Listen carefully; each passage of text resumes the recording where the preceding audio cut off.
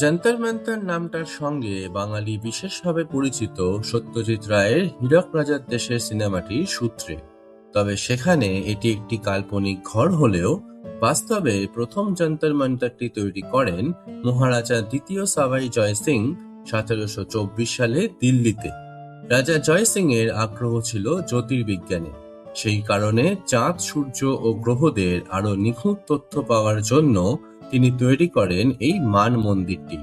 এরপর একই ধাঁচে তৈরি হয় উজ্জয়িনী, মথুরা, বেনারস এবং জয়পুরের আরো 4টি যন্তর মন্তর। সত্যজিৎ রায়েরই বাক্স রহস্য গল্পে আমরা পাই দিল্লির যন্তর মন্তরের কথা, আর জয় বাবা ফেলুনাথ সিনেমার একটি দৃশ্যেরও শুটিং হয় বেনারসের যন্তর মন্তরে।